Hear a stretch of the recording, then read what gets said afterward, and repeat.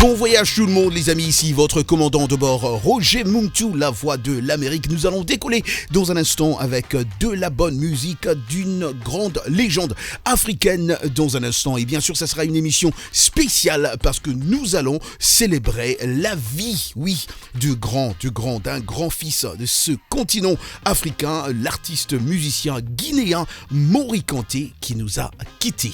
Attachez vos ceintures de sécurité, on décolle.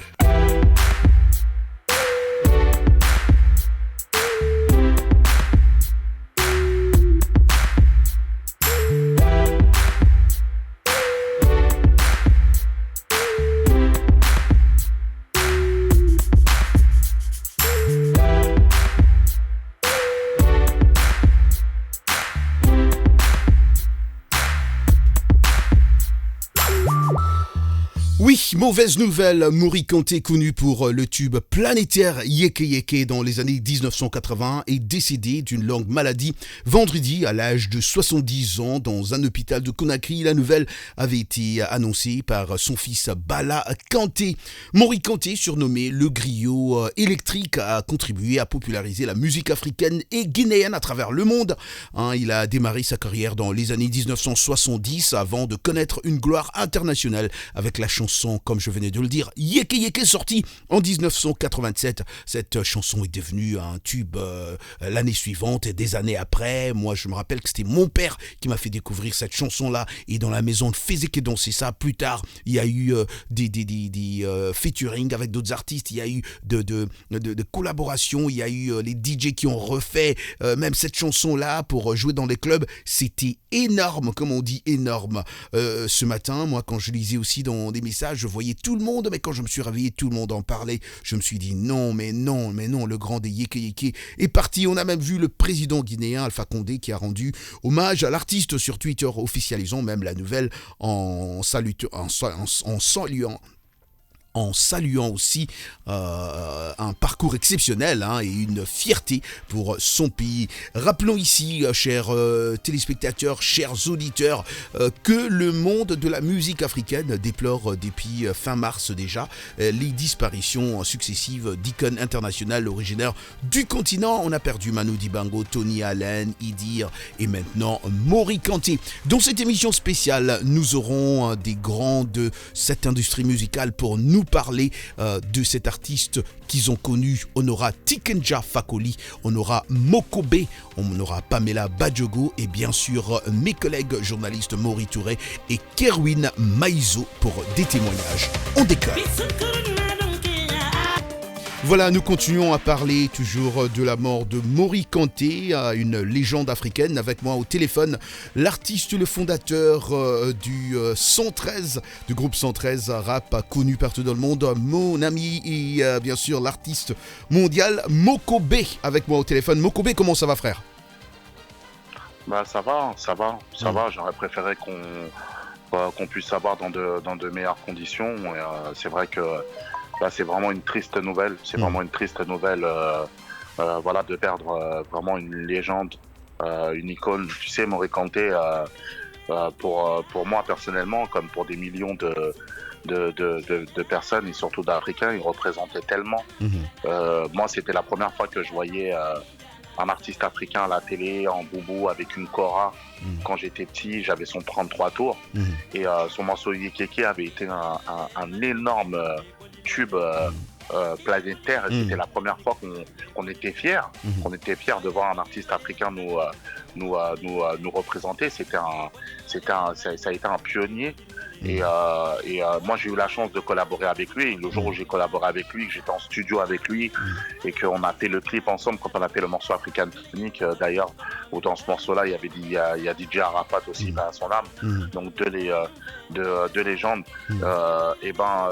J'avais l'impression de rêver parce que je me suis dit, regarde Mokobe, t'as collaboré avec tellement d'artistes africains. Je suis l'artiste qui a collaboré avec le plus d'artistes africains. Parce que là Mokobe, je m'excuse de vous interrompre un peu, mais vous avez collaboré avec Youssou N'Dour, Salif Keita et Mori Kanté. Et du coup, qu'est-ce que ça faisait d'être à côté de Mori Kanté? Bah, c'était énorme, c'était énorme. J'avais l'impression que c'était une consécration dans ma carrière, Waouh. dans le sens où en fait, je le voyais tout jeune à la télé. Mhm. Je m'en rappelle, j'avais son 33 tours. Mhm. Bon, je suis pas fier, hein, j'ai son 33 tours, je l'avais chippé j'étais tout petit, je l'avais, je l'avais, je l'avais. C'est possible. Waouh. Waouh. Waouh. J'étais j'étais rentré dans le centre commercial Ouais. et en fait, j'avais vu le 33 tours, donc je l'avais mis entre ma ceinture et en- En exclusivité avec Mokobe en ligne. je sais pas ce qui m'a pris de le dire ça. J'aurais dû le garder pour moi. Ouais, Mais au moins, mais, au moins, mais- j'espère que les auditeurs qui vont nous écouter au moins, ouais. ça va les faire rigoler un Mais, peu. mais Donc, non, mais Mokobe, quelque part, ça montre aussi un peu la grandeur de cette légende. Alors, non, moi, disons-le. moi, il me le fallait ce 33 tours. Mais Ah, j'avais ça pas l'argent. J'avais pas l'argent. Donc, Ouais, ouais, je me ouais. suis caché dans un rayon, j'ai caché ça dans, Oh. dans ma culotte avec la ceinture. Et voilà. Et je suis rentré chez moi. C'était une fierté d'avoir D'avoir cet 33 album. tours. Voilà, mais 33 tours, mais j'étais petit. Waouh. J'étais petit. Waouh. J'étais en quoi c'était quoi, c'était primaire, début collège. Ouais. C'était début collège. Ouais, ouais. J'étais vraiment tout petit. Donc et le fait de se retrouver après au studio. Et en plus, je lui ai avoué, moi, je lui ai dit. Ah bon, carrément, tu lui as dit ça, moi, quoi. Mais moi, je lui ai dit parce qu'en fait, moi, quand je refais le morceau avec Moré Kanté il est hyper fier parce que Moré Kanté, il suit ma carrière. Moré Kanté, il me dit, ce que j'aime chez toi, c'est que tu as le respect des anciens, tout ça. C'est-à-dire qu'en fait, il fallait avoir cette idée de rappeler Moré Kanté. Oui. Chose que peut-être d'autres artistes n'avaient pas fait. Oui. Et peut-être aujourd'hui, tout le monde lui rend hommage. Mais beaucoup l'avaient oublié ou l'avaient snobé. Oui, Moi, en fait, oui. Moré Kanté, depuis tellement longtemps, Oui. je voulais collaborer avec lui. Donc, quand on s'est retrouvé au studio et qu'on s'est vu, je lui ai dit. Je lui ai dit à un moment donné, je lui ai dit pas. Et après, je lui ai dit, mais tonton, tu sais que ton 33 tours et tout. Et j'étais dans le magasin, j'avais pas assez, j'ai dit ça dans ma culotte. Mais il a tapé un fou rire dans sa tête. Il a dit le grand Mokobe comme ça, là. Et donc voilà. Et là, c'est la première fois. Ouais. C'est la première fois que j'en parle en exclusivité avec toi. Parce que voilà, t'es mon Merci. frère. Donc Merci. je suis à l'aise. Merci. Mais voilà. Mais c'était. C'est une triste nouvelle. C'est une triste nouvelle. Et du coup, Mokobe, dans tes sons, dans tes chansons, moi je te connais, ça fait des années, et je te suis toujours, j'écoute tes morceaux, et dans tes sons, tu as toujours incorporé, enfin pas toujours, mais souvent aussi incorporé la kora, cet instrument qui était cher à Moré Kanté. Ouais, ouais. Bien sûr. Mais en fait, la première fois qu'on a vu, la première fois que j'ai vu une kora, c'est avec Moré Kanté. Wow. C'est-à-dire que moi, je suis à la télé. Je vois un instrument comme ça en bois. Je dis, mais qu'est-ce qu'il fait le tonton là? C'est quoi ça? Mais on connaît, nous, tu vois, on connaissait pas. Parce que nous, quand on était petits, même si, tu vois, il y avait des cassettes vidéo de baptême, de mariage et tout ça et tout, très peu de personnes peuvent prétendre jouer de la kora. Moré Kanté, c'est un des plus grands joueurs avec Toumani Diabaté, qui est le papa de Sidiki Diabaté aussi. Hein, ouais. Voilà, le papa de Sidiki Diabaté. Mais Moré Kanté, en fait, dans les années 80, on le voyait déjà avec la kora. Et je pense que les gens trouvaient ça magnifique de se dire, mais comment on peut avoir une guitare comme ça à cordes en bois comme ça et tout, avec cette forme-là. Et il avait de l'or dans les mains. Et il avait une voix extraordinaire. Il avait une voix extraordinaire. Il avait surtout une voix imposante, une voix qui te fait réveiller. Qui te fait réveiller tout un pays, tout un continent. C'est une façon de parler. Et donc le fait d'avoir collaboré avec cette légende, pour moi c'est non mais c'est énorme, c'est énorme. Ouais. C'est énorme. Et puis je te jure, il était tellement humble. Il était tellement humble et il avait un sourire communicatif. C'est-à-dire que dès qu'il commençait à sourire, ça y est. Wow. Donc, il avait un sourire ensoleillé. C'était voilà, on a perdu quelqu'un. Hein. On a perdu quelqu'un, mon frère. Et Mokobe, vous les jeunes artistes, comme tu es en train de nous raconter là, qui avaient connu cet artiste, qui avait connu sa musique, qu'est-ce qu'il nous a légué? Qu'est-ce qu'il a légué à ces jeunes artistes comme vous qui êtes restés aujourd'hui avec nous? Qu'est-ce que d'après toi il nous a laissé? En fait, ce qui nous a laissé, c'est ce qui nous a laissé avant tout, c'est un vrai patrimoine culturel en termes de musique au niveau de la chora, au niveau de sa voix, mais surtout ce qu'il a apporté. C'est comme par exemple Michael Jackson avec Thriller ou Obama aux États-Unis. Je m'explique et tu vas comprendre. Bien sûr, bien sûr. Michael Jackson, quand il arrive avec Thriller, c'est le premier artiste noir qui passe sur MTV. C'est une fierté, tout le monde est content, c'est l'album le plus vendu de tous les temps.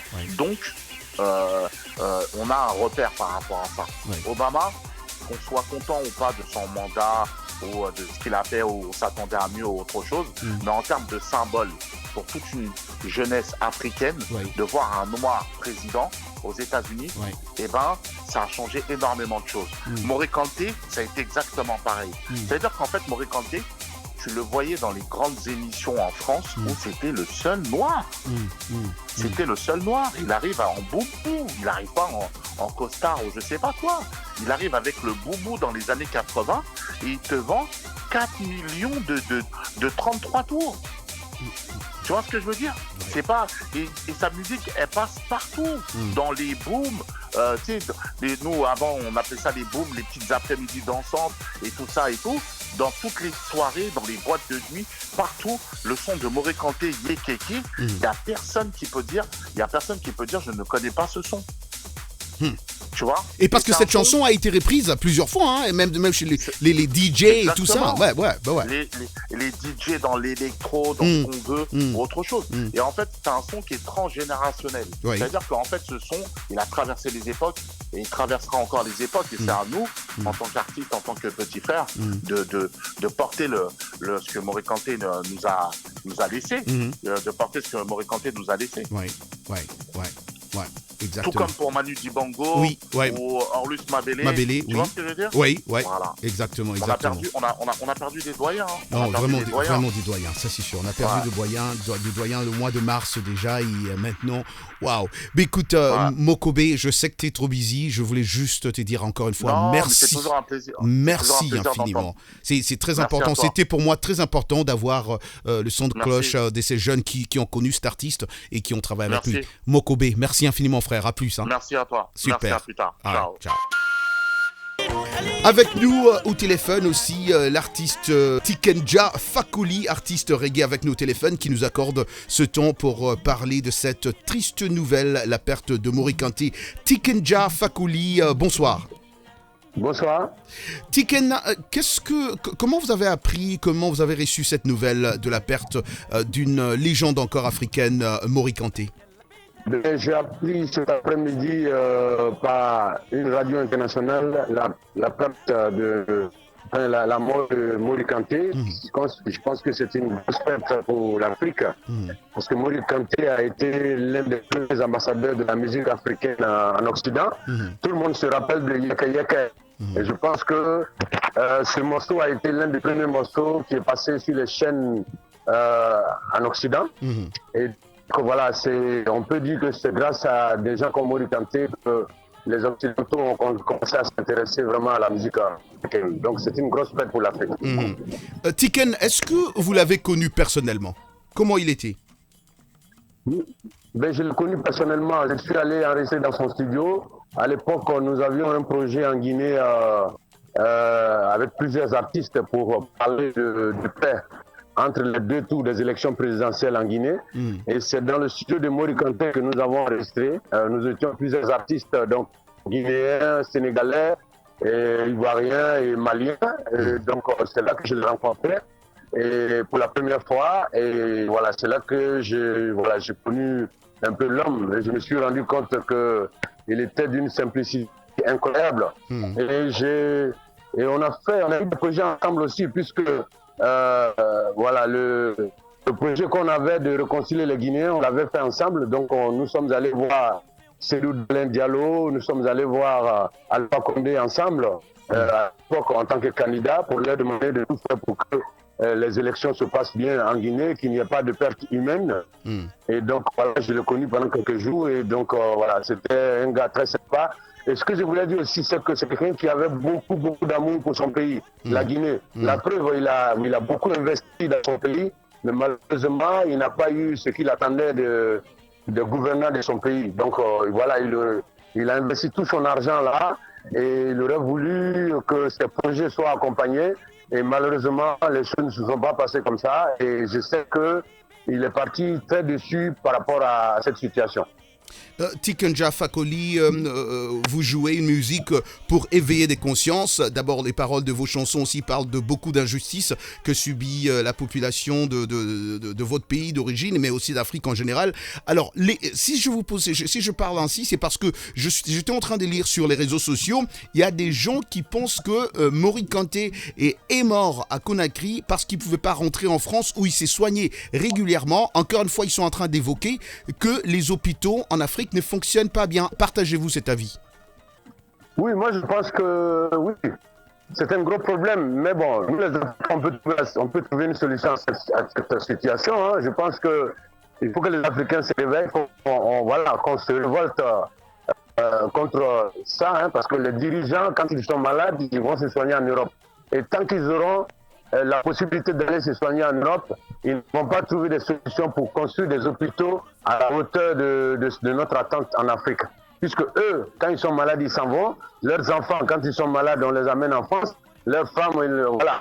Et donc, si eux ont la possibilité d'aller dans les hôpitaux en Occident, alors ils ne vont pas tout faire pour construire des hôpitaux capables de soigner tout le monde en Afrique. Donc, il faut désormais que quand un dirigeant est malade, qu'il est en route pour l'aéroport pour aller en Europe, il faut qu'on aille bloquer les aéroports. Je crois que si on fait ça dans 2 ou 3 pays, les gens vont construire des hôpitaux à la hauteur, ils vont payer des médecins qui vont venir rester en Afrique pour les soigner eux-mêmes. Parce que nous avons des compatriotes dans les hôpitaux en Occident. Hein. Moi, je connais des gynécologues béninois, togolais, ivoiriens en France et qui ont envie de venir rester en Afrique. Mais ils veulent le même salaire, ils veulent à peu près les mêmes conditions de vie. Je pense que si on leur donne les mêmes salaires, et qu'ils ont les mêmes appareils pour travailler en Afrique, ils vont absolument revenir ici. Donc c'est un gros problème. Donc moi je ne dis pas, je ne sais pas ce que Mori Kanté a fait, mais je pense que aujourd'hui les dirigeants peuvent investir dans la santé et puis faire en sorte que quand eux-mêmes ils sont malades, ils peuvent se soigner ici. Et donc tout le monde peut se soigner sur place. Et je crois que c'est un gros problème. Vous pensez que c'est un vrai problème? Je finis avec ma dernière question. Tiken Jah Fakoly, qu'est-ce que Mori Kanté, cette légende africaine, laisse à la jeune génération aujourd'hui? Ce qu'il a laissé à la nouvelle génération, c'est une valeur sûre, c'est-à-dire montrer que la musique africaine peut aller un peu partout dans le monde. Hein, que si on fait bien cette musique-là, que si on adapte bien cette musique-là, à l'oreille occidentale, que cette musique-là peut faire le tour du monde. Donc pas seulement l'Occident, je pense que Mori Kanté a été écouté en Asie, en Inde, un peu partout, je veux dire. Il a été écouté partout. Voilà, cette musique Yeke Yeke a été écoutée un peu partout. Donc ce que nous a laissé comme héritage, c'est dire simplement que tout est possible. Tout est possible pour les artistes africains. Donc c'est ce qu'on doit garder de lui comme héritage. Tout est possible. Tiken Jah Fakoly, c'est toujours un grand plaisir, un honneur, un privilège de vous parler. Merci pour le temps que vous nous avez accordé, Tiken. C'est moi qui vous remercie. Avec nous toujours au téléphone, l'artiste Pamela Badjogo. Pamela qui nous rejoint pour parler de cette perte d'un grand artiste, un baobab africain. Pamela Badjogo, encore une fois, merci de nous donner ce petit temps. Je sais que malgré que confiné, on voit tout ce que tu es en train de faire. Tu es toujours occupé à composer. D'abord, comment tu vas, Pamela? Comment tu vas? Bonjour Roger Moutou et merci beaucoup de me donner la parole. Je vais bien, c'est un jour sombre, c'est un jour un peu triste, mais voilà, on essaie de garder le moral. Ouais, ça c'est ce qui est important en ce moment, surtout pour vous les artistes. Alors Pamela, comment, quand tu as appris cette nouvelle, t'étais où quand tu as appris cette nouvelle de Mori Kanté, un artiste que tu as connu très bien d'ailleurs? Oui, alors J'étais en train de finir ma répétition de guitare. Tous les matins, j'essaie de me donner 1 heure de guitare pour répéter, pour travailler un peu les doigts. Et puis, en fait, quand j'ouvre mon téléphone, je me rends compte qu'il y a cette nouvelle-là. J'ai reçu un message d'un ami qu'on a en commun d'ailleurs, Maury Touré, qui m'a envoyé un message et qui me dit petite sœur, est-ce que tu as vu ça?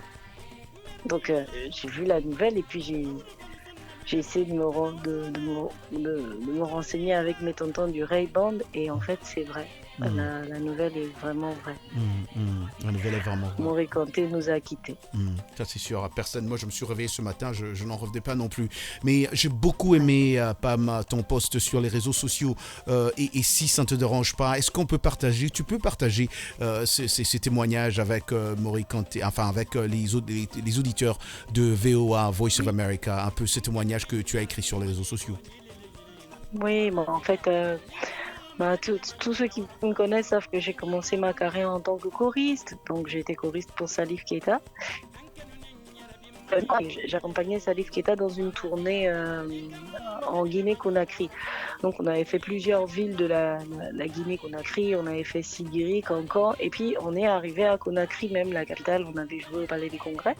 Et après le concert avec les musiciens, comme c'est d'habitude, on s'ennuyait, on est parti dans un bar, juste derrière le Palais des Congrès, et on est allé jammer avec les musiciens qui étaient sur place. C'était un bar assez connu à ce moment, ça fait très longtemps. Et puis on s'est mis à jammer, et puis arrivé mon tour où je suis passée et moi je suis allée reprendre une chanson de Myriam Makeba qui s'appelle Malaika.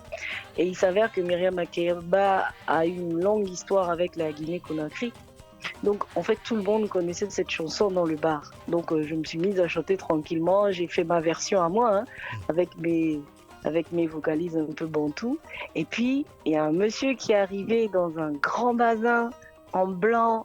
Oui, alors, oui. Donc, en fait, il arrive dans le bar pendant que je suis en train de chanter et il farotte sur moi. Nous, on appelle ça farotter, c'est-à-dire qu'il me donne des billets un peu... C'est une façon de dire qu'il aime bien ce que je fais. Et il pose sur moi un billet de $100. Et moi, je ne savais pas c'était quoi le dollar à ce moment-là. Et moi, je prends ce billet et il me prend la main et il me tire un peu vers lui et il me dit à l'oreille, tu n'es pas choriste, tu es une chanteuse. Et après, il descend de la scène et puis il marche dans le bar et puis il disparaît. Et je le revois plus jamais de ma vie. Wow. Et après le concert, donc je me retrouve avec ce billet de $100. Puis des billets guinéens. Et donc, on a fait la fête avec les autres musiciens parce qu'en général, c'est comme ça. Quand on fait des jams et qu'on gagne de l'argent, et ben, on partage tous ensemble. On a fait la fête et il y avait des jeunes dans le bar qui avaient bien suivi la scène et qui m'ont raconté des histoires incroyables sur lui. Du genre, il voyageait et il fallait qu'il y ait dans les avions. Il y avait toujours une place pour lui et une place pour Sakura. Wow. Et c'est la seule fois de toute ma vie que je l'ai rencontré. La seule fois. J'ai discuté avec lui. Donc voilà. Wow. C'est la seule fois de ma vie que je l'ai vu. Wow. C'était... Alors on sait bien, Pamela... Ça m'a marqué parce que... Mais bien sûr. Ouais, vas-y, ça t'a marqué, vas-y. C'était une méga star que j'ai écoutée quand j'avais 10-11 ans avec le fameux Yekeke. Enfin, le tube planétaire. Yekeke, comment Yekeke. J'ai écouté ça et de le voir venir... dans son bazin blanc, de me donner de l'argent et disparaître, c'était juste, c'était comme... Et en plus, c'était comme une bénédiction, quoi. Pas quelqu'un comme lui qui te dit, écoute, Pam, t'es pas une choriste, t'es une chanteuse. C'était une bénédiction, enfin, une affirmation d'un grand. Oui, et en plus, à 25 ans, j'étais pas encore persuadée que j'allais devenir chanteuse. À ce moment, j'étais juste choriste et je me disais, bon, pour l'instant, je le fais sans grande conviction. Mais voilà, qu'ils viennent me le dire, ça m'avait hyper marqué et ça m'a toujours marqué. Voilà. Et aujourd'hui, j'ai tenu à le partager avec tout le monde. Non, c'était très fort. Et du coup, moi, je finis avec ma dernière question, Pamela. Qu'est-ce que tu penses, Pam? Qu'est-ce qui laisse à vous, les jeunes artistes aujourd'hui? Comment le monde se souviendra de cette grande personne? Je ne sais pas pour les générations futures, mais je sais quand même que pour les gens de ma génération et puis les générations de mon père, Mori Kanté est l'un des premiers artistes blacks à percer en Europe et à faire découvrir la musique mandingue en Europe. Donc, quoi qu'il en soit, que ce soit Mori Kanté, paix à son âme, que ce soit Manu Dibango, paix à son âme, ou Tony Allen, tout ça, ce sont des précurseurs. Et dans l'histoire de la musique africaine, j'espère qu'on créera même nous-mêmes des bouquins, des annales avec ces grands noms-là. Mori Kanté restera, c'est une légende, il s'inscrit désormais au panthéon des légendes africaines. Et j'espère vraiment qu'on ne l'oubliera pas. En tout cas, qu'on ne l'oubliera pas, comme tu le dis si bien, paix à son âme. Écoute, Pamela Badjogo, merci encore une fois pour le temps que tu nous as accordé. Hein. Bonne nuit là-bas chez toi. Je pense qu'il fait nuit chez toi là, déjà, n'est-ce pas? Il commence à faire nuit, effectivement. Merci beaucoup. Merci Pam, à plus. Hein. Ciao, ciao. Merci beaucoup, au revoir. Avec nous au téléphone, mon ami et collègue journaliste culturel, Mori. D'abord, comment tu as appris la nouvelle, mon frère? Ben écoute, Roger, comme tu l'as dit, c'est une grosse perte pour la musique africaine. Et c'est vrai qu'on a déjà perdu deux gros mastodontes de la musique africaine. Hein. Il s'agit de ceux du Dibango et de Tony Allen, il y a quelques semaines. Et voilà, on était là et moi j'ai appris la nouvelle à travers notre Touali Koura, avec qui on est très proche, c'est Toumani Diabaté, qui est aussi un jeune frère à Mori Kanté, qui m'a annoncé la bonne nouvelle. Mais en tant que journaliste, je voulais aussi me rassurer que cette mauvaise nouvelle, elles ne sont pas vraies, mais malheureusement, après quelques coups de fil entre la France et Conakry, où Mori Kanté était depuis quelques jours, parce que n'oublie pas que Mori Kanté fait partie de notre projet One. Il nous a même envoyé une vidéo, il y a même pour 2 jours, il y a même dans le teaser où il dit je suis Mori Kanté, je suis One, Together as One. Donc voilà, bon, c'est vrai qu'il nous avait dit qu'il ne se sentait pas trop bien, mais c'est vraiment comme un coup de couperet que nous avons appris cette nouvelle-là en début de matinée. Voilà, Mori Kanté qui ne se sentait pas trop bien. Malheureusement, la maladie a eu raison de lui. C'est cette mauvaise nouvelle qui vient de, je pourrais dire, qui Istanbul aujourd'hui, c'est la journée de vendredi 22 mai 2020. Et oui, et ça c'est vrai, et j'aime beaucoup comment déjà vous êtes en train de parler du projet One. On parlera de ce projet One parce que Mori Kanté faisait partie de ce projet-là aussi, on parlera de ça dans un instant. Mais vite fait d'abord, Mori Kanté, qu'est-ce qui représentait Mori Touré pour la culture même musicale africaine? Mais écoute, Mori Kanté, c'est vrai que Mori Kanté reste Mori Kanté. Il a véritablement écrit les plus belles pages de la musique africaine. Mais Mori Kanté, on l'identifie à un instrument qui est extrêmement important pour la musique africaine, c'est la kora. Pourquoi on l'appelle le griot électrique? Donc c'est à cause de cette kora. Cette kora qu'il a amené dans la musique, dans la world music, comme on le dit, dans les années fin 80-90, avec ses aînés, Feu, Manu Dibango et plein d'autres. Donc c'est lui qui a valorisé de plus belle cet instrument ancestral en le modernisant. D'où cette chanson qui est devenue interplanétaire qu'on appelle Yeke Yeke. Donc je pourrais dire que son droit est parti de là-bas, le fait qu'il a valorisé cet instrument qu'on utilisait de façon ancestrale, et il y a amené la modernité et il a amené cette musique mandingue avec le son de la kora à s'associer à beaucoup d'autres musiques du monde. Tu vois, donc c'est ça un peu. Donc Mori Kanté, je pourrais dire qu'il est aujourd'hui l'impulseur de la musique mandingue à travers les sonorités kora avec d'autres musiques du monde. Donc c'est ça qui est un peu sa particularité, et je crois que c'est ça qui restera à jamais dans la tête de pas mal de mélomanes. Et revenons un peu vite fait au projet One, dont Mori Kanté faisait partie aussi de ce grand projet. C'est quoi exactement ce projet One, Mori Touré? Bon, ce projet One s'appelle Worldwide African Network. Il faut dire tout simplement que ce projet est parti du fait que depuis l'avènement du Covid-19, il faut dire que beaucoup d'activités sont à l'arrêt. Et pendant cette période, il ne faut pas aussi oublier qu'au-delà de l'acte de solidarité ou encore de sens de partage de beaucoup d'acteurs, de leaders d'opinion, mais surtout des artistes, il faut dire que les artistes n'ont plus l'opportunité de rester parce que le contexte de la distanciation fait qu'aujourd'hui, on ne peut plus avoir de concert. Donc, on a eu l'idée comme ça de faire un concert virtuel. Parce qu'il se trouve qu'à chaque fois, quand il y a des problématiques sur le continent, c'est les autres qui parlaient pour les Africains. Et c'est les autres qui faisaient des choses pour les Africains. On a dit, écoute, ce n'est pas possible. Ce continent, il est grand, il a sa diversité, il a du potentiel. Pourquoi les artistes ne feraient pas quelque chose pour eux-mêmes, les Africains? Écoute, on dit qu'on fait un concert virtuel. Entre autres, on pourrait parler de musique, certes, pour montrer encore notre grande diversité, mais aussi pour sensibiliser et aussi pour informer, parce que la maladie, il ne faut pas baisser les bras.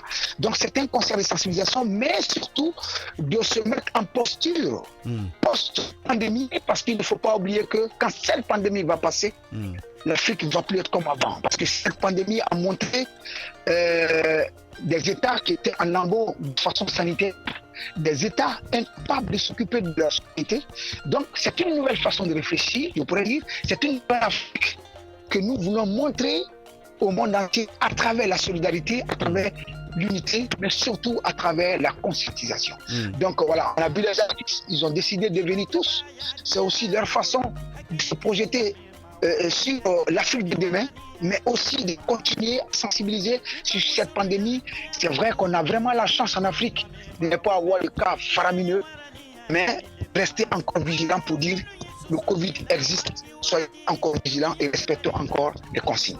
Et ça, c'est une très bonne chose parce qu'on a vu, comme j'ai dit, la participation de plusieurs noms, grands noms en tout cas, légendes, artistes planétaires, hein, parce qu'on a vu des gens des îles, de la Guadeloupe, Haïti, Afrique, et tout le monde enfin, côte à côte en train de sensibiliser. Et je parlais de Mori Kanté dans ça aussi, parce que Mori Kanté, rappelons-le quand même, il était ambassadeur de bonne volonté de la FAO, parce qu'en 2001 déjà Mori Kanté était nommé ambassadeur de bonne volonté de l'Organisation des Nations Unies pour l'alimentation et l'agriculture. Et donc on l'a toujours vu, on a vu Mori Kanté avec les grands comme les Tikinja Fakoli en train ils ont fait une chanson Stop Ebola, et Mori Kanté aussi dans ce projet One. Quand vous l'avez rejoint pour dire quelque chose et participer à ce projet, il n'a pas compliqué, il n'a pas résisté, n'est-ce pas? Non, mais il faut dire que Mori Kanté, c'est avec l'expérience qu'il avait eue, avec cette belle carrière qu'il avait un peu amené sur toutes les grandes scènes du monde. Mori Kanté, tout ce qu'il voulait aujourd'hui, c'est de transmettre son expérience à la jeune génération. D'où ce projet qu'il voulait faire du côté de Conakry, parce qu'il avait l'un des plus grands complexes culturels du côté de Conakry en Ongo. Et son projet, c'était de faire l'une des plus grandes écoles de musique pour la jeune génération. La dernière fois, je l'ai vu, c'était lors de ce grand concert qui a lieu à Bercy, qu'on appelait la rue du Mali. Il faisait partie des têtes d'affiche avec certains, avec Tiken Diafakoli, avec Cheikh Tidiane Seck. Il m'a encore dit, parce que bon, vous savez, comme tu l'as dit tout à l'heure, on est homonyme. Et homonyme, littéralement parlant en bambara, on dit Ntoma. Il m'appelait Chaf Ntoma. Donc, tu vois, on avait un rapport très très proche à cause de nos noms. Mais on se voyait sur plusieurs tremplins d'expression. C'est quelqu'un il avait aujourd'hui l'envie de transmettre son savoir-faire à la jeune génération. Et donc, voilà, c'est pour ça aussi il a accepté de venir dans ce projet One. Tu vois, il nous a envoyé une vidéo il y a 2 semaines. Il est même sur notre dernier spot de One. Il est dans le spot numéro 3. J'ai vu ça. Ouais. Je suis Mori Kanté, together as one. Mais c'est vrai, on voyait déjà la maladie sur son visage. Il était un peu fatigué, mais il tenait à ce projet-là. Je dirais tout simplement que ce projet One va être le tout dernier projet qu'il avait vraiment voulu faire, mais à titre posthume, puisque malheureusement, il ne verra pas ce projet qui va passer sur les chaînes de télévision nationales et quelques chaînes privées sur le continent. Et encore, je crois que je vais faire une belle interview aussi lors de ce grand concert du côté de Paris, où il m'avait accordé une interview de presque une vingtaine de minutes. Donc voilà, je crois que dimanche prochain, je vais profiter aussi, au même titre que toutes les radios, RMSO le fait dimanche aussi avec ma radio que vous connaissez, Radio Africa. Je vais aussi lui rendre hommage à travers sa discographie, mais à travers aussi quelques interviews que je lui ai fait à travers plusieurs contrées du continent. Je crois que je le dis encore, un grand baobab de la musique africaine vient de tomber. En tout cas, un grand baobab vient de tomber. Maury Touré, j'ai parcouru les réseaux sociaux. Il y a certains qui pensent que, d'abord, c'est vrai que Maury Kanté était malade, mais apparemment, il avait l'habitude de se soigner en France. Mais à cause du coronavirus, il n'a pas pu se rendre en France et c'est pour ça qu'il est mort à Conakry sans avoir cette occasion-là d'aller se faire soigner en France. Partagez-vous cet avis-là? Mais c'est vrai parce que Maury Kanté, il navigue entre la France, il a une famille en France, une famille à Conakry et surtout ses affaires à Conakry. Il était vraiment basé du côté de Paris où il avait vraiment sa famille, où il y avait pas mal de gens autour de lui, ses enfants, ses petits-enfants, ses petits-neveux. Ben, il faut dire que bon, voilà, c'est vrai que le coronavirus aujourd'hui, comme je l'ai dit, l'Afrique est superbement bien nantie. Mais voilà, on aurait aimé qu'il soit du côté de la France. Je crois que malheureusement, il est venu à Conakry. Il n'a pas pu aller du côté de Paris. Ouais, parce que c'est là où il s'est fait soigner. Ouais, parce que c'est là où il s'est fait soigner habituellement, c'est ça. Voilà, il s'est soigné régulièrement. Voilà, parce qu'il me disait que non, que voilà, il a pris de l'âge, que voilà, la vie a fait ce qu'il devait faire. Donc, de temps à autre, il se soignait, il suivait un médecin qui le suivait tout le temps. Et malheureusement, ce voyage-là l'a bloqué du côté de Conakry. Donc, ce qui faisait qu'il n'a pas pu. Il ne pouvait pas aller suivre cette visite du côté de... Donc voilà, je pourrais dire que c'est une maladie qu'il a depuis longtemps, lui a emporté, malheureusement. Mais comme on le dit, personne n'est éternel. Donc il a fait sa part, il a véritablement bien fait sa part. Et c'est vraiment dommage pour la musique et c'est vraiment dommage pour l'Afrique qu'on perd de Maury Kanté. Maury Touré, vous avez aussi parlé brièvement quand même, je voulais qu'on en parle un peu, c'est ma dernière question. Qu'est-ce qu'il laisse vraiment à la nouvelle, à la jeunesse africaine, cette jeunesse des artistes comme on sait que Sidiki Diabaté aussi fait du kora dans sa musique, mais qu'est-ce qu'il lègue à cette nouvelle génération des artistes africains? Bon, écoute, il lègue, il va simplement léguer à cette génération africaine que, à côté d'être un bon chanteur, un bon instrumentiste peut aller sur n'importe quel recoin du monde s'il se perfectionne à jouer l'instrument qu'il fait. Parce qu'aujourd'hui, la notoriété de Maury Kanté, on le doit à la kora. C'est vrai qu'il a commencé sa carrière au Rai Band en tant que chanteur. Il a remplacé un certain Salif Keita ici, au buffet de la gare à Bamako, dans les années 1970. Mais Maury Kanté est monté au moment de la musique avec cet instrument qu'on appelle la kora.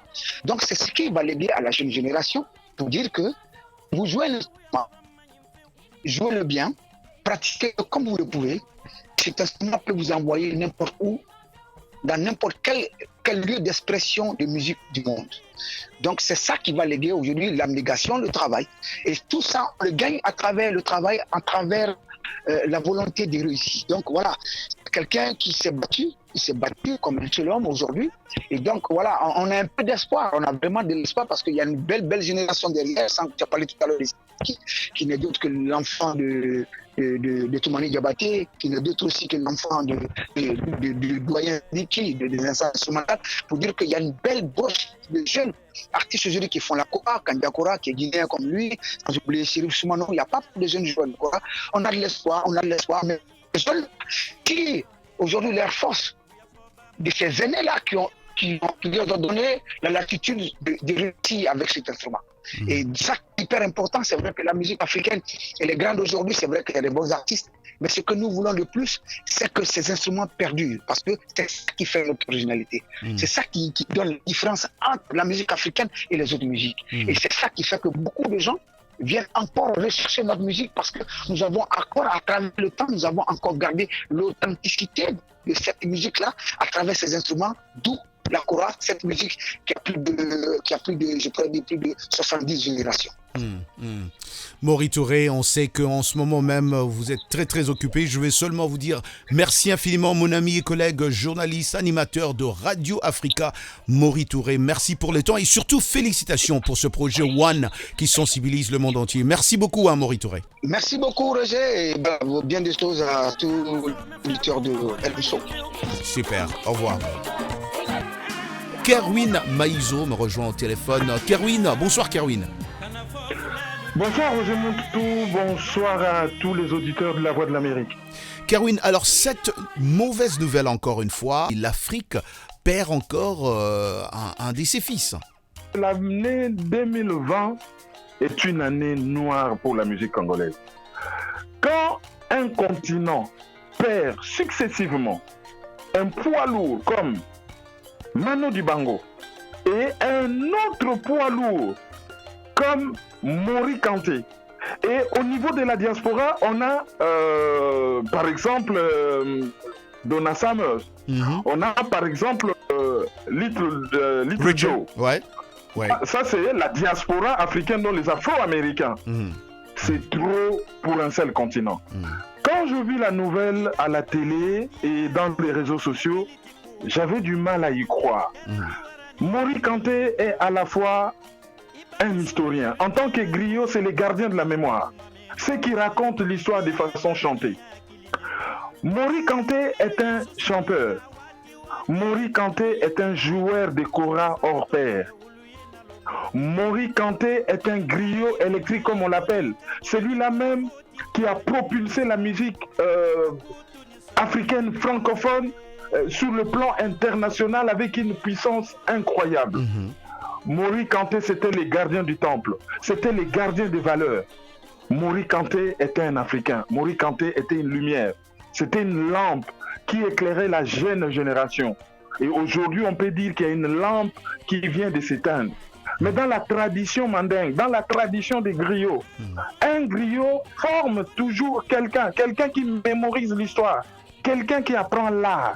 Et j'espère que cette histoire glorieuse de la région mandingue en Afrique, cette histoire glorieuse des royaumes africains, cette histoire glorieuse de l'Afrique ne se perdra pas avec la mort de Maury Kanté. Parce qu'en Afrique, on dit que lorsqu'un un vieillard meurt, c'est une bibliothèque qui se brûle.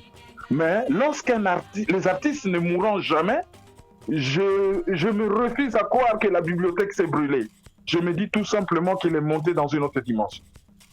Il est monté dans une autre dimension et merci beaucoup de nous avoir peint un peu cette image-là de Maury Kanté, Kerwin Maïzo. Et là, vous avez très bien dit qu'un artiste comme ça ne peut pas mourir sans léguer quelque chose à cette jeune génération. D'après vous, qu'est-ce que Maury Kanté avait vraiment de spécial pour devenir internationalement une star légendaire, planétaire, je dirais? Ce qu'il avait de spécial, c'est sa façon de jouer cet instrument particulier qu'est le kora. C'est sa valeur ajoutée. Bon, en tant que griot, il est gâté en matière de texte parce que les griots racontent l'histoire. Donc côté texte, il n'a aucun problème. Bon, généralement, nous connaissons des chanteurs chérie, je t'aime, ceci, cela, ça on connaît. Mais les griots ne sont pas dans le chérie, je t'aime. Les griots racontent l'histoire pour que l'histoire ne se perde pas. Nous qui sommes généralement des traditions orales, même si en Afrique il y avait l'écriture, contrairement à ce que l'on raconte. Donc déjà, en tant que griot, c'était une particularité. Mais sa façon de jouer le kora et adapter le kora, l'électrifier un peu comme il l'a fait dans la chanson Yeke Yeke, il fallait être particulièrement intelligent pour le faire. Je crois que sa particularité, c'est le kora. C'est le kora, ça c'est sûr. Au début des années 1990, Maury Kanté songe sérieusement aussi à revenir plus souvent sur sa terre natale, comme le noble malien aussi, Salif Keïta, le griot guinéen, souhaite utiliser son nom et ses moyens financiers pour aider ses compatriotes, en particulier les plus jeunes. Donc ce que vous dites, vraiment, il lègue quelque chose à ces jeunes jeunes-là. Et c'est ainsi d'ailleurs qu'il projette de monter à Conakry un complexe culturel au nom de Nongo Village, comprenant entre autres un studio, un centre de formation au métier du spectacle, un hôtel aussi et un musée des griots. Alors, je disais aussi à Maury tantôt, Kerwin Maïso, que j'ai vu des gens discuter sur les réseaux sociaux en disant que parce que comme je ne vous apprends rien, mais Maury habite avec vous là-bas en France, mais il était en ce moment à Conakry et à cause du confinement, de coronavirus, il ne pouvait pas rentrer en France pour aller se faire soigner et c'est ce qui a aussi causé sa mort précoce, si on doit le dire ainsi. Partagez-vous aussi cet avis-là, Kerwin? Ça peut être une des explications parce qu'il souffrait d'une longue maladie. Ça peut être une des explications. Mais je ne me limiterai pas à fournir une explication. Mais c'est une interpellation. Nos dirigeants africains doivent construire des hôpitaux parce que les compétences ne manquent pas. Savez-vous qu'un pays tel que le Bénin, par exemple, a beaucoup plus de médecins béninois en France qu'au Bénin, par exemple? Savez-vous qu'un pays comme la République démocratique du Congo est un gros pourvoyeur de médecins en Occident? Allez aux États-Unis, au Canada, en France ou en Belgique, vous serez édifiés. Donc les compétences existent. Maintenant, il faut construire les hôpitaux. Nous ne pouvons pas perdre nos artistes lorsqu'ils ont des maladies qui peuvent être guéries. Des maladies, disons, après c'est Dieu qui décide. Mais généralement, on se dit, on a une obligation de moyens. Même si les résultats n'est pas garanti, on a une obligation de moyens. Est-ce que nos États africains fournissent des moyens pour guérir la population africaine, y compris nos artistes, lorsqu'ils tombent malades? C'est dommage par rapport à ce qui vient d'arriver à Maury Kanté. Maury Kanté n'était pas guinéen, c'était un Africain. Ce n'est pas une propriété de la Guinée. Nous le revendiquons tous. Et nous estimons, nous autres Africains, en droit de poser des questions au gouvernement guinéen. Qu'avez-vous fait pour que notre icône ne meure pas? Parce que ça, c'est une perte énorme pour toute l'Afrique. On a déjà perdu Manu Dibango, on n'a pas encore séché nos larmes. Là, les larmes encore de nouveau par rapport à Maury Kanté. C'est vraiment dommage. Et heureusement encore que pour lui, il a une œuvre tellement énorme, tellement intemporelle, que ça va continuer à nous accompagner, ça va continuer à nous consoler. La chanson Yeke Yeke, ce n'est pas seulement une chanson, on l'entend au cinéma, c'est le générique de beaucoup d'émissions, c'est dans les publicités que c'est joué. Alors, on s'est dit que si on a perdu Maury Kanté, qu'on ne perde plus quelqu'un d'autre après parce qu'il y a des problèmes d'hôpitaux qui n'ont pas été construits. Servons-nous de sa mort comme d'une leçon pour faire mieux. Une interpellation d'après Kerwin Maïso. Kerwin Maïso, merci en tout cas pour le temps que vous nous avez accordé. C'était important qu'on puisse vous avoir ce soir. Merci Kerwin. Honoré d'avoir été contacté et d'avoir exprimé mes émotions. Vous êtes la première radio qui me donne l'occasion de rendre hommage à Maury Kanté. Toutes mes condoléances les plus attristées à tous les mélomanes africains et spécialement au peuple guinéen. Sur le plan national, ça doit être une perte énormissime. Une perte énormissime, comme le dit Kerwin Maïso. Les amis, ce qui est sûr, c'est que Maury Kanté nous laisse une richesse musicale sans précédent. Les amis, c'était déjà des témoignages que nous avons recueillis pour vous aujourd'hui. Merci d'être resté à l'écouter au cours de cette émission. Merci de rester avec nous jusqu'à la fin. C'est une triste nouvelle, mais en tout cas, il nous laisse une richesse. Merci à vous tous qui êtes restés à l'écoute de cette émission. Merci à vous qui restez à l'écoute de RM Show, une émission de VOA Afrique. Je vous dis comme d'hab, les amis, God bless. Peace Africa. Bienvenue à bord.